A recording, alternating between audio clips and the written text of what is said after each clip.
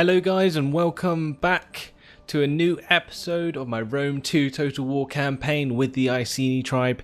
This is the 65th episode and from now on I am going to be completing this campaign before going back to the Caesar in Gaul campaign. I realised that it was a bit too broken up having both the Iceni campaign and the Caesar in Gaul running in or side by side. So I've decided to basically finish this one off. It shouldn't be too long now. If we have a look at the victory conditions, we can see that we basically need to hold roughly 25, about 25 more settlements. So it shouldn't take too long. We have lots of huge armies ready to go east, and we have plenty of big allies to help us out. We've met all of the other conditions. We just need to make sure that we sack enough of the settlements as we are capturing in order to meet those victory conditions optimally. Then we can move on to the Caesar in Gaul campaign, which is a campaign that I really enjoyed when I was doing it a few months ago. But I really just want to get back into this. I hope you guys are happy that this is back on the channel. Please let me know if you are happy, because obviously I don't want to do something that you don't necessarily enjoy, but I would like to make it interesting for you. So I'm going to try and play through with a lot more charisma than I did before. Now, I have a lot more time to use, so I can be much more enthusiastic about my particular gameplay, which is really, really nice. Anyway, let's get on with the gameplay. We need to move our spies about first. We've just used these two spies here to kill a sage, I believe. And we're going to move Penios towards Jerusalem. The reason I'm going to do that is obviously I need to scout out and find out what's in Jerusalem before I think about attacking the Seleucids. Then we've got Adiatorix near Dura. He's basically exploring his way around the map and finding all of the towns that I need to attack in order to win the game. So just finding basically nations that are vulnerable to attack. Then we've got Ambigatos. He's actually going to head down towards Memphishomos. And this is to find out the particular army presence in the area. And it actually looks like Rhodos is heading down there in order to take that for themselves. So I might have to use my army in Diospolis to attack that. The only trouble is, if I move my army out of Diospolis, I'm actually going to cause a rebellion in the province of Egyptus. But if I don't take the army out, then I'm going to lose Memphishomos to the Rhodos. And they are actually my allies, so I don't necessarily want to kick up anything with them. I'm kind of giving them an opportunity by being allies with them to expand, which isn't so much of an issue as long as they're my allies. Either way, let's move on to the next agent. So we got our Druidess here, who is still converting Africa, so she can stay exactly where she is. We've got Adiatorix, who is standing by Paratonion, and he is also going to stick where he is and continue converting the populace there. Then we've got Cladeos, who is up north. He is travelling down, but is currently converting the province of Sarmatia. And then we've got Brogia, who is converting the province of Phasania. She will move on to the province of Libya, and so will Anauni once they are completed with their current conversion tasks. Now my naval units have already been added to, so they are reinforcing this turn, which means I cannot move them. The Burning Men are still sitting in Camalodunum, but I was looking at building another army in Europe. And this was so that I could actually manage to build some heroic nobles and bring them down to the front lines. And it's something I've wanted to do for a while, and it looks like the best opportunity I might have is to do so at Rome. And I think here I should be able, with an army, to build heroic nobles. This unlocks the recruitment of heroic nobles. So let's go ahead and raise some forces here. We're going to take Alkios, I think. He is a member of the Elder Chiefs, so we're going to raise him in an army as some heroic nobles, or heroic riders, because I'm going to be able to recruit heroic nobles anyway, so it'd be worth having some troops that are more versatile. And then we're going to go ahead and make this an army of heroic nobles. Now they cost a lot to make. We're going to bring in some veteran riders to increase the cavalry presence of this army. And furthermore, we're also going to use slingers because I think they're the most effective missile troops that you can get. We're also going to need some spears, so we're going to use Chosen Spear Band. And we're going to bring a few ballistas. And that will make a full army that will build up near Roma.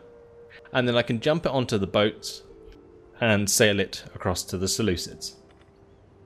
So we're going to upgrade my general here. So he has the bonus level 1 armor, level 2 weapons, and level 2 horses. And that is job done. Now, let's move on to the spear runners. Now they are still waiting to deal with this rebel army, which I am going to let continue to build. And the reason for that is because it's currently reducing the public order in this province. You can see the malcontents leaving for the rebellion is currently giving us plus 47 public happiness in the province. You can have a maximum of plus 20, that's why it's like capped at that. But as long as I keep this going for a few turns, I should still be able to deal with this rebel army, and it's just making it easier for me to control the happiness in the area. So we're going to leave the spear runners there. The noble stags, however, are in range to attack Samandar this turn, and they are nomadic rebels. So it will be very easy for me to attack them. I just have to be careful about where I'm being flanked from. Now I'm currently allied with Tylus, and Pontus I believe I'm in a trade agreement with, so they don't have it in their best interest to attack me, especially considering I'm very powerful. But I think taking out the rebels is definitely a good choice. This is a very nice army to do so. So they are going to continue to attack Samandar. The large force of young axes, steppe spearmen, and some tribesmen. They are going to be reinforced by a dwindling garrison army of tribesmen and steppe archers. This should be a rollover, but either way we're going to jump in and assault this on the battle map.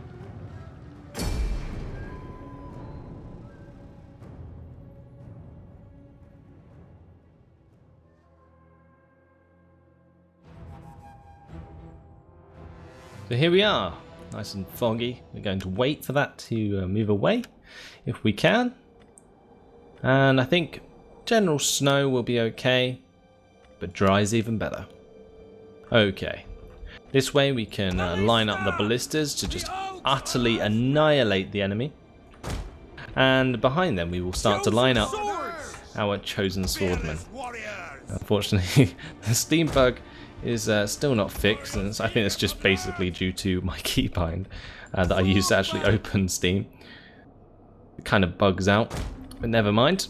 We'll get the chosen spears on the flanks in order to deal with cavalry. Spear band at the back with the general. And of course we still have these scorpions, and they can actually be moved over to the right side of my army. And I'll have to roll them forwards a bit and we can start pounding on their lines. So, we're also going to get the cavalry together on the left flank. And that should be that once the slingers are brought to the front. Okay, so we're going to move my slingers forward straight away. We're going to grab all my men that are in the center here and put them into a locked formation. And then we're going to move them forwards.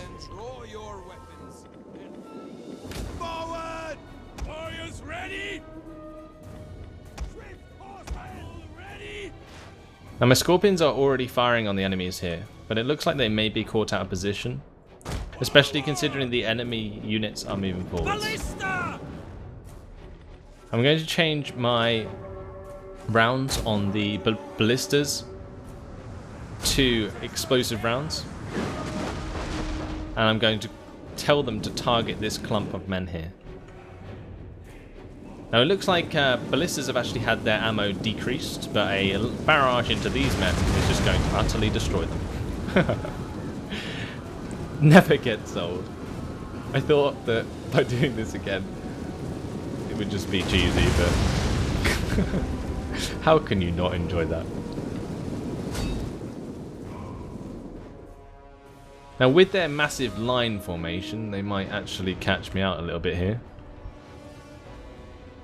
I'm going to have to split off a couple of my units to cover the right side. Chosen swords. I have to bring back my slingers. And I'm actually going to move my cavalry to the right side because all of their spears are on the left and I don't want to charge my cavalry into spears. It's the last thing I want to do. So it looks like my men are going to get engaged upon. Going to shield wall.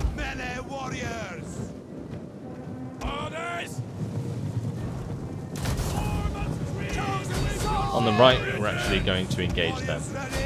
Because that means I'll be able to use my horsemen to basically flank them. So here we go. All my men in the spear wall. My slingers that aren't engaged can be used to pepper into the sides of them. I'm actually going to use these riders to charge into these young axes with a frenzied charge.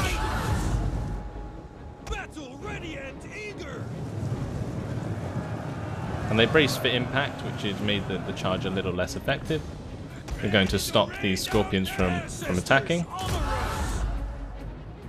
We're going to have to be careful because my slingers are now engaged by the enemies. I'm going to get my general to help them out. Okay, well we've managed to break the men on the right with our charge. My cavalry will continue to charge them down. My men in the centre, well, they can break their shield walls and help the unit of Chosen Spearband on the left. Our spears are yours, And basically bring my entire army over to reinforce the left flank. It looks like the majority of their men are now fleeing, just as well that they came out to attack me, because it's actually made it very easy to clean up their forces. After all their men die, I do actually win this battle, even though I just sent an explosive round into the back of my own men. Very, very clever there. Okay, let's go ahead and end the battle there. A decisive victory. We lost 95 men, and they lost 2,122, although their entire army gets vanquished because I attacked the town.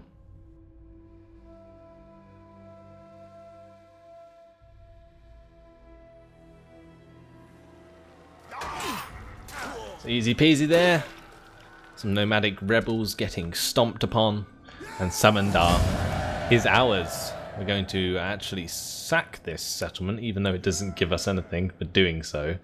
And the reason for that is because it basically improves our victory conditions. So after sacking it, we will occupy it. And now it's just a matter of sorting out the rebellion in Ponta Caspia, because apparently there is one. I think this settlement here, yes, because there is a rebel army here, that is counted the public order towards this particular settlement. So even though we've sacked it, it's not going to make too much of a difference, and gives us time to repair the buildings in order to get rid of the demolition, damage and public order issues.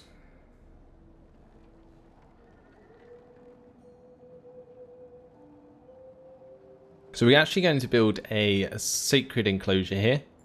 That will just help improve the happiness even more in the province.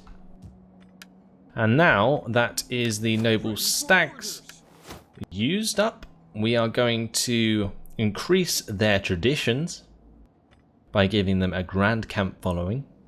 It's a very nice one there, minus 4% upkeep for all land units and plus 8% morale for all units. And then we got the Consorts of Morrigan. Now this is an interesting army which I don't know quite what to do with. Now it's quite easy for me to just use the army on the Mists of Doom in Memphis with a forced march stance to get them down towards Diospolis, but they're not going to be close enough in order to actually occupy that settlement. I don't think it will make too much of a difference if they're there or in Memphis anyway, because the public order is shared across the province. There's no point in moving my army down. But the reason I would do that is because if the rebellion pops up in Diospolis, I'm not going to have an army down there to deal with that if the army here in Diospolis, the Woad Warriors, actually goes ahead and attacks Memphishomos this turn. But I am going to use this army to do so anyway. And I'm still going to move the Consorts of Morrigan down to basically back them up.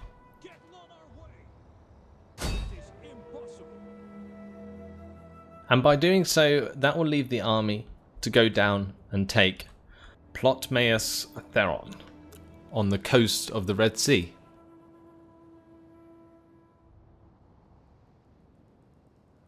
Okay, so let's go ahead and grab the Woad Warriors and attack Memphishomos.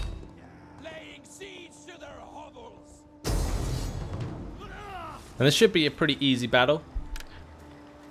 But again, I'm going to take it onto the battlefield in order to run them down in the most efficient manner, because I don't want to be losing too many men if I have to deal with a rebellion.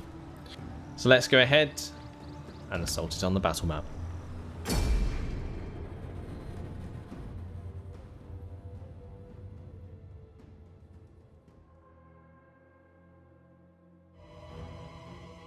Now, unfortunately, in any Total War game, there's always going to be a time when your empire is so big that no army can match your own, and it's kind of got to that point in this game, and it's a bit disappointing.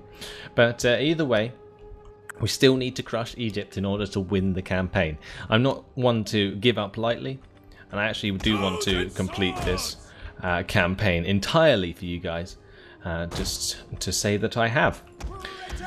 So let's get the men all lined up. I'm not actually going to spend too much time deploying them, because it just wastes time, especially when the actual battle isn't going to take too long anyway.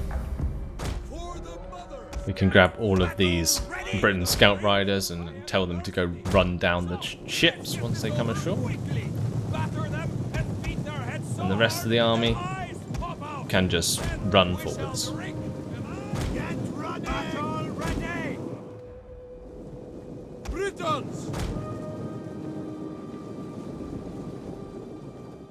So a huge army converging on this town. I probably have more men than there is population in this town. It's a bit unfair. Looks like they're going to be bringing round these boats with Libyan javelin men to the right side here. And what's this unit left back here? Just a unit of skirmishers.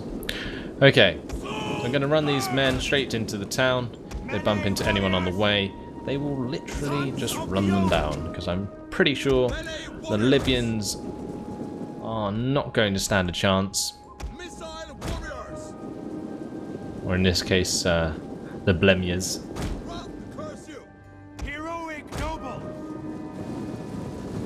We'll have to see how it goes.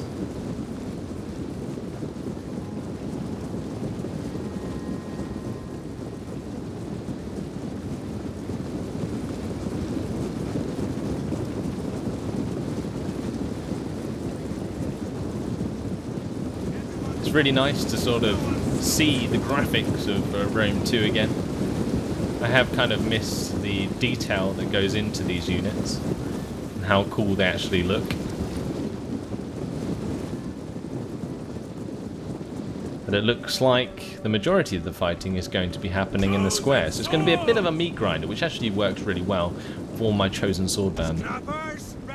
So So here we go, we're just going to tell my men to charge into the swordsmen of the enemy. And on this side, they can charge down to attack the levy spearmen. The oaks are our strength. Heroic noble. Chosen swords. Orders. Okay, here we go. I told them to charge the archers, so they're going to take a volley in the back. It looks like I'm actually going to crush their army, as they seem to be sandwiching themselves between this force and my other force. So there's a huge line of men here. A massive battle going on.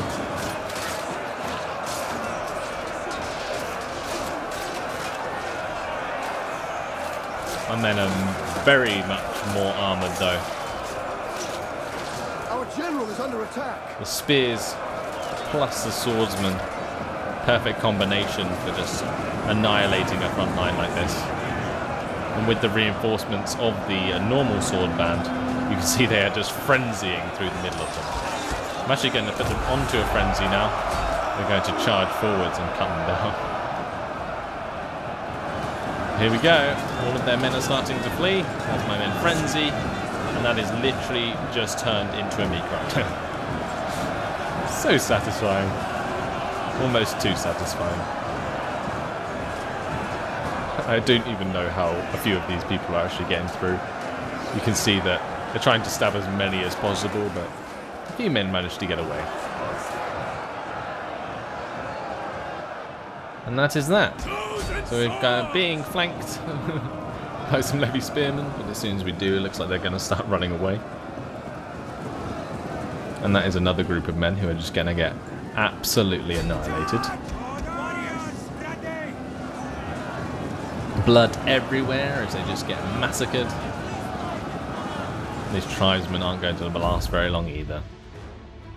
So that is GG. We're going to end the battle there. A decisive victory. We lost 79 men and they lost 1,296.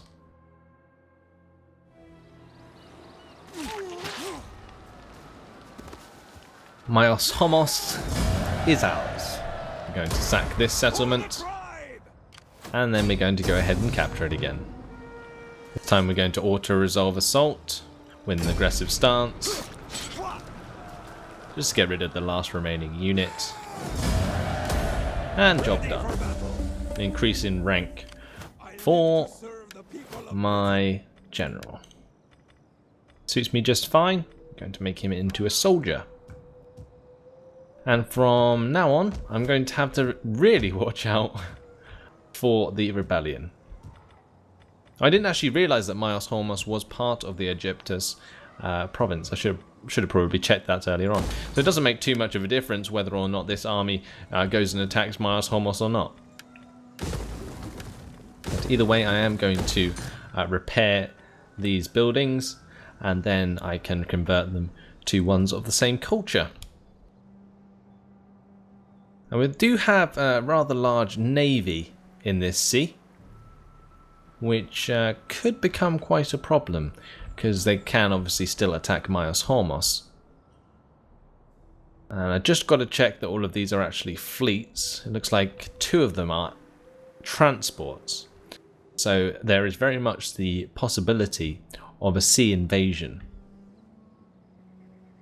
Either way, let's move on to the next few armies. So, Braucus's vanquishers going to have to remain in Olbia for the time being, I think, unless I actually have the chance to move them forwards, which I think I do, because we're still dealing with rebels in the area.